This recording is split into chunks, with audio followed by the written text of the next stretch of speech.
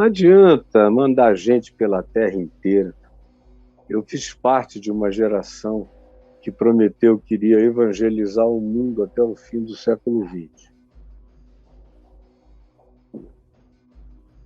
O texto básico era de Mateus 24, e será este evangelho do reino pregado a todas as nações, então virá o fim. Eu fiz parte dessa geração.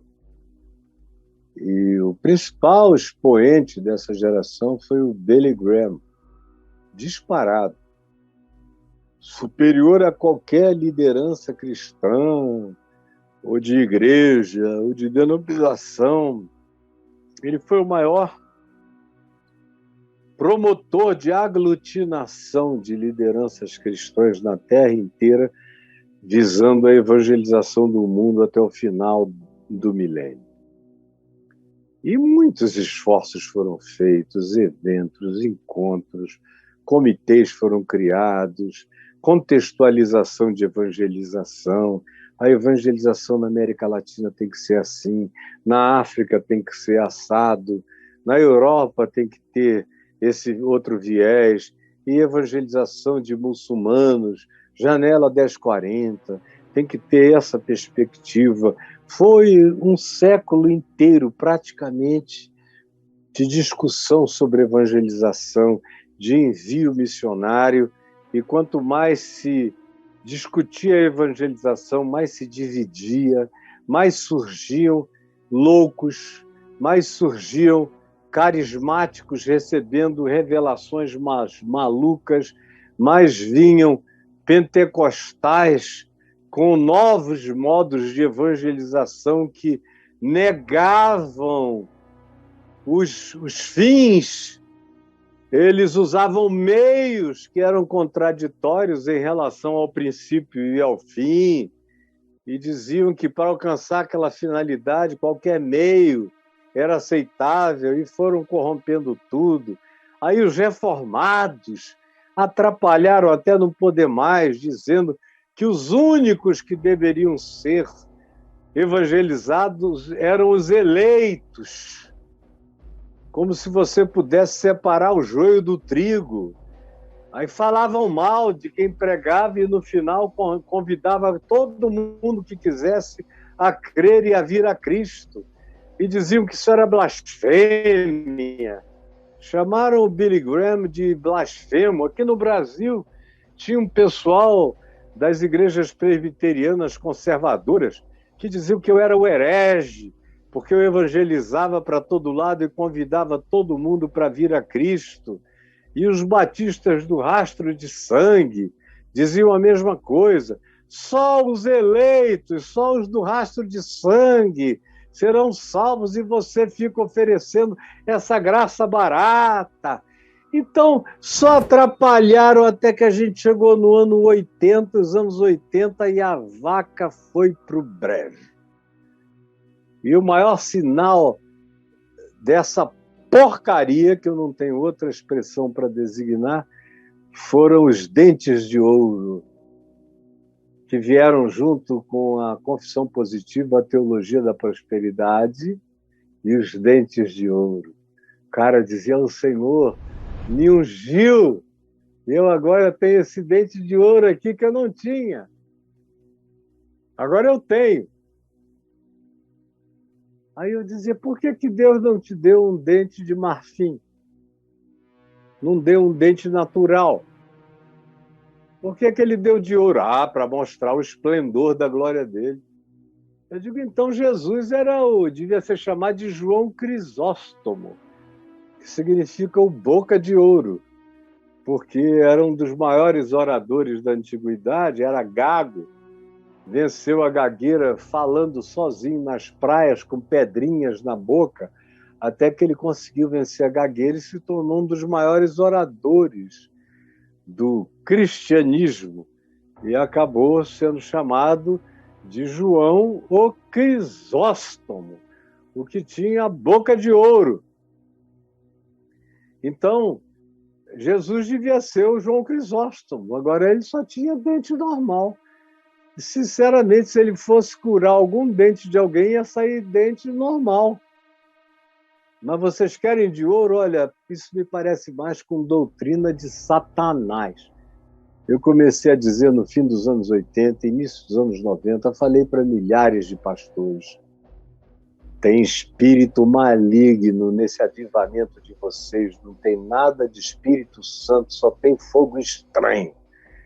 Eles ficavam loucos, mas como o povo todo me amava, eles não falavam nada, porque fariseu não se levanta contra a maioria, nem contra uma população imensa te apoiando. Eles são hipócritas bastante para não fazerem objeção a quem tem a maioria com ele.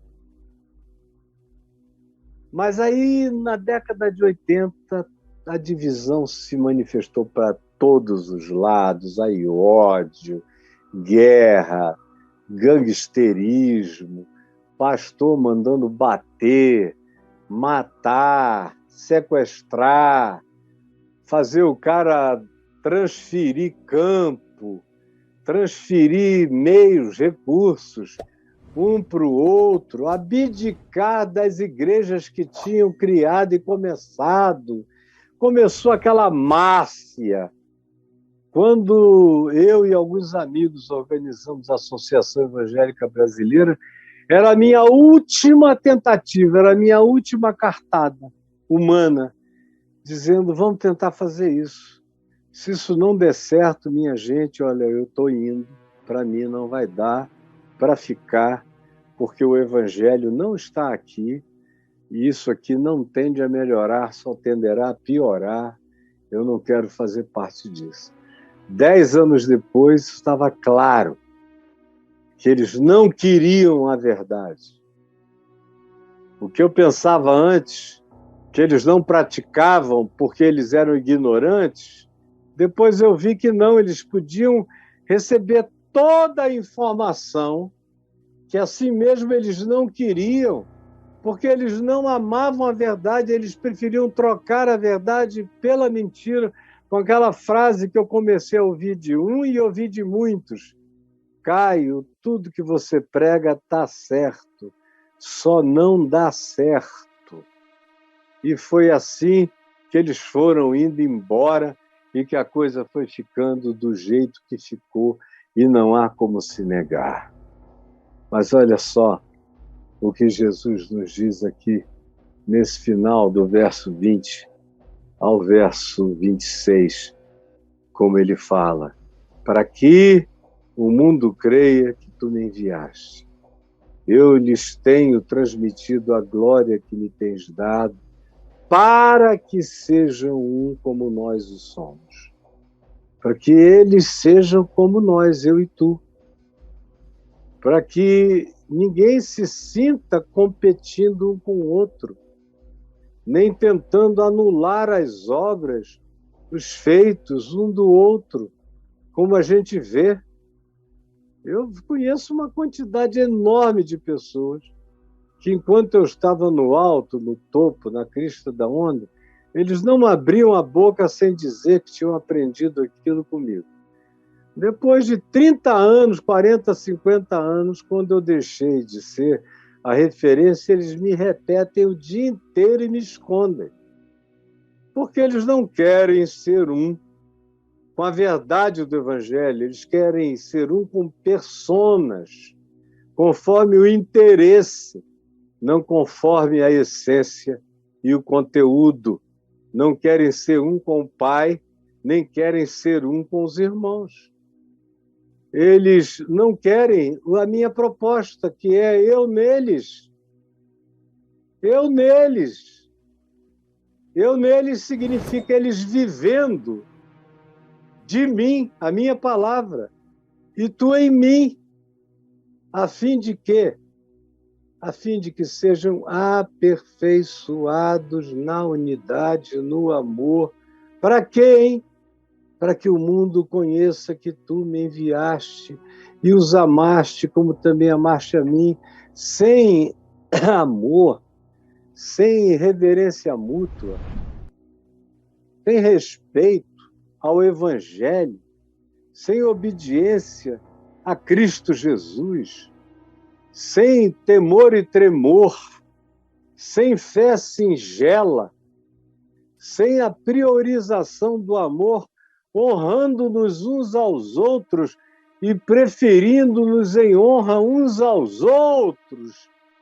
A gente pode pregar o dia inteiro, comprar televisões e rádios, não vai acontecer nada, nós só vamos piorar a terra.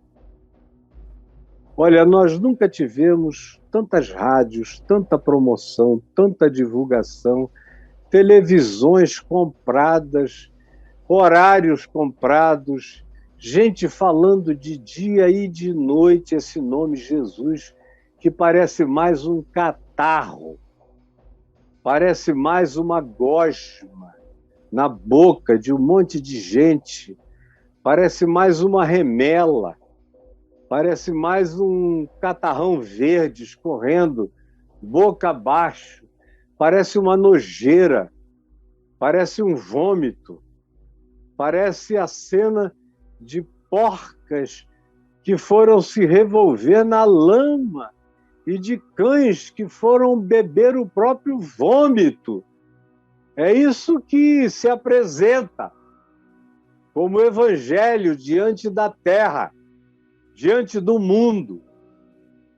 Você só ouve a feiura dos pastores, feiura das igrejas, feiura dos conluios, feiura dos negócios, feiura das barras de ouro, feiura dos votos trocados por capitais e commodities as mais variadas, pela busca desenfreada de poder, gente fazendo qualquer coisa para aparecer, para ter publicidade, para ter verba publicitária, para ter meios humanos, para se empoderarem nessa existência perversa. É só o que a gente tem. E tem mais. Eles vêm aqui ao Planalto, e eu conheço todos eles desde menininhos. Com exceção dos idosos, os que têm mais ou menos 60 anos, 65, 70, eu conheço desde que tinham 18, 19, 20. Sei quem eles são, sei que se odeiam, que as suas mulheres se detestam, que não existe nenhum pingo de unidade entre eles. Eles vêm juntos para fazerem um lobby e obterem as mesmas vantagens em nome do mesmo grupo, como se separados dali eles fossem amigos, companheiros, amorosos, sinceros e gente do Evangelho, quando de fato não são. São a antítese e a negação. Pai, a minha vontade é que onde eu estou, eles também estejam comigo. Esses que tu me deste, eu quero que vivam comigo, para que vejam a glória com que tu me conferiste. Quanto mais íntimos de mim, mais eles conhecerão a verdade da tua glória. Porque tu me amaste antes da fundação do mundo. Eu quero que eles sejam pessoas que carreguem essa transcendência do teu amor. Só isso vai poder fazer com que eles tenham prazer na irmandade mútua. Pai justo, o mundo não te conheceu, eu, porém, te conheci.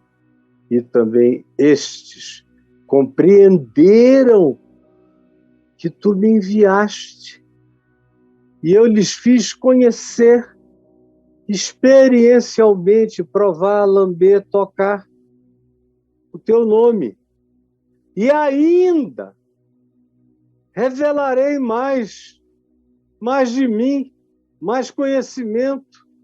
Tem mais ainda a ser acrescentado, a fim de que o amor com que me amaste esteja neles e eu neles esteja. Por que você é um cristão? A razão principal está dita aqui em João 17. É para isso.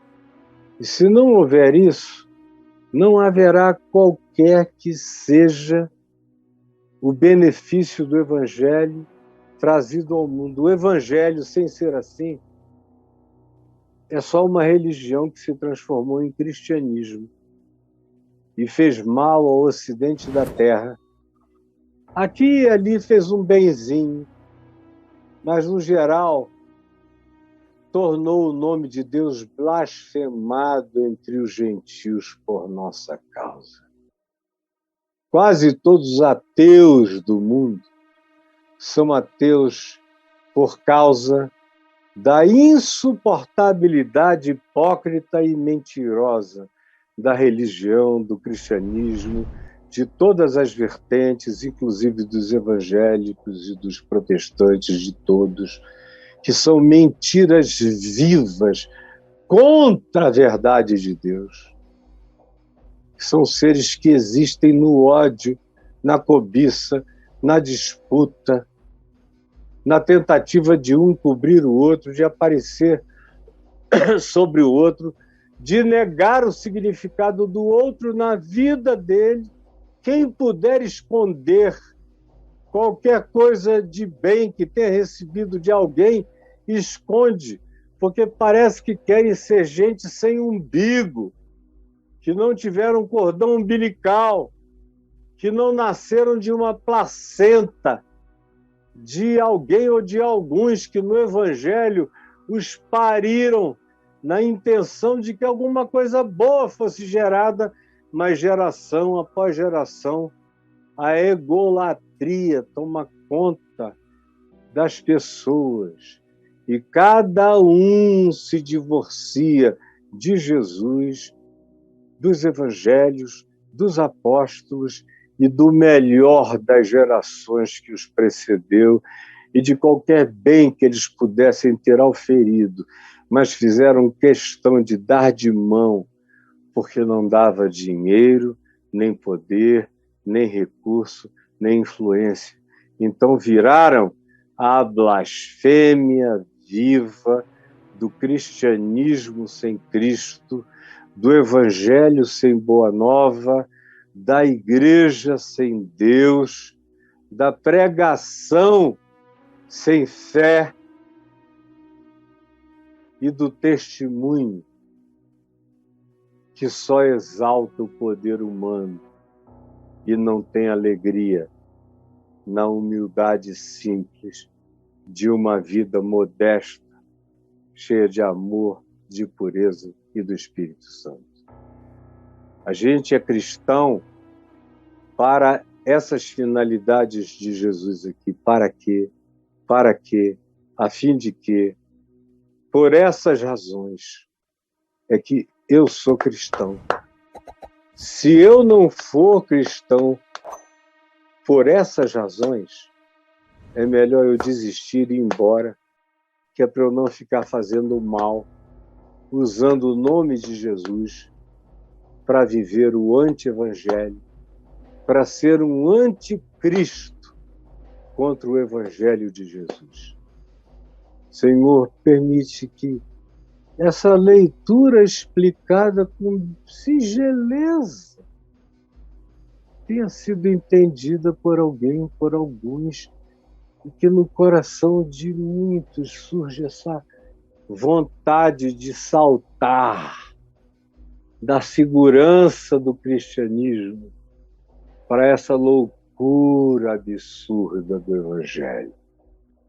Com todo o coração, com toda a confiança, sabendo que os que esperam no Senhor sobem com asas como águias, correm e não se cansam, caminham e não se fatigam.